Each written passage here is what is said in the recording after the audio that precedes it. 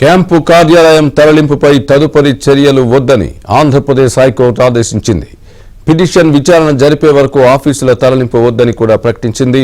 ఈ మేరకు ఆదేశాలు ఇస్తామని న్యాయమూర్తి మౌఖికంగా తెలిపారు. అయితే తమ ఆదేశాలు స్వల్పకాలమే అమల్లో ఉంటాయని, తర్వాత మరింత స్పష్టతతో కూడిన ఉత్తర్వులు ఇస్తామని వెల్లడించారు. రాత్రి వరకు కూడా ఉత్తర్వులు రాలేదు. నిజానికి రైతుల తరపున సీనియర్ న్యాయవాదిగా ఉన్న మురళీధర్రావు వాదించారు. ముందుగా ఈ పిటిషన్ను త్రిసభ్య ధర్మాసనానికి పంపించారు.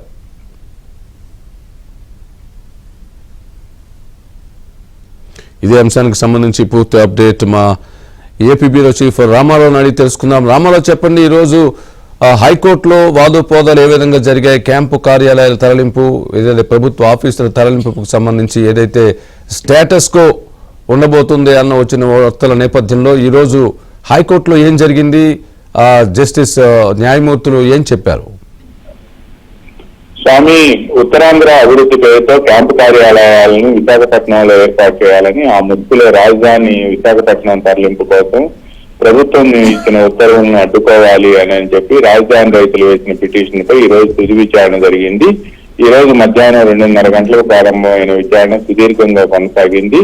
ప్రధానంగా ఈ క్యాంపు కార్యాలయాల తరలింపు అనేది హైకోర్టు త్రిసభ్య ధర్మాసనం గతంలో ఇచ్చిన తీర్పుకు విరుద్ధమని, అందువలన వాటిని తరలింపును అడ్డుకోవాలి అని చెప్పి కూడా పిటిషనర్ల తరఫున సీనియర్ కౌన్సిల్ ఉన్న మురళీధర్రావు వాదనలు వినిపించారు. ఇదే సమయంలో క్యాంపు కార్యాలయాలకి ఇంకా స్థలం దొరకలేదని, వాటిని ఇప్పటికిప్పుడే తరలించబోవడం లేదని, పైగా తాము ఉత్తరాంధ్ర అభివృద్ధి కోసమే అక్కడ క్యాంపు కార్యాలయాలను కొన్ని రోజుల పాటు అధికారులు ఏర్పాటు చేసుకోవాలని సూచించామని, ఇప్పటికిప్పుడు ఎటువంటి చర్యలు తీసుకోవడం లేదు అని చెప్పి కూడా ప్రభుత్వం తరఫున అడ్వకేట్ జనరల్ శ్రీరామ్ సుబ్రహ్మణ్యం, ప్రత్యేక న్యాయవాదిగా ఉన్న సుమన్, వీళ్ళంతా కూడా వాదనలు వినిపించారు.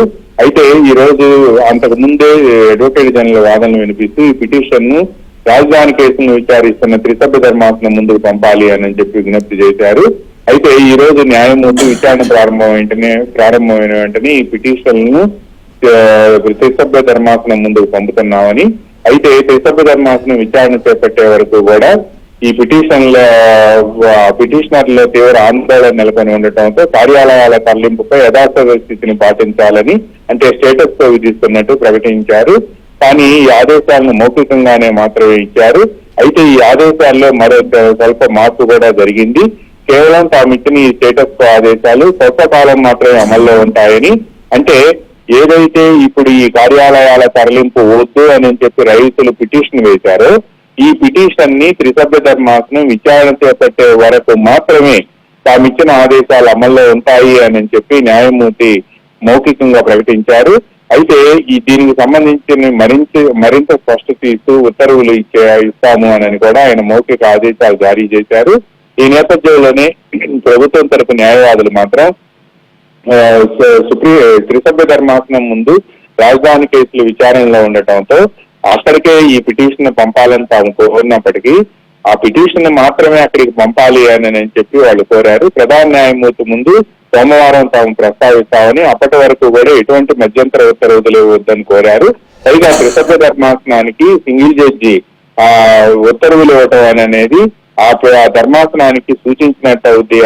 ఇది చట్టానికి న్యాయానికి విరుద్ధము అని చెప్పి కూడా ప్రభుత్వం తరపు న్యాయవాదులు పేర్కొన్నప్పటికీ న్యాయమూర్తి మాత్రం పిటిషనర్లు నెలకొని ఉన్న ఆందోళన నేపథ్యంలో స్టేటస్ కో ఉత్తర్వులు స్వల్పకాల అమల్లో ఉండే విధంగా ఇస్తామని ప్రకటించారు.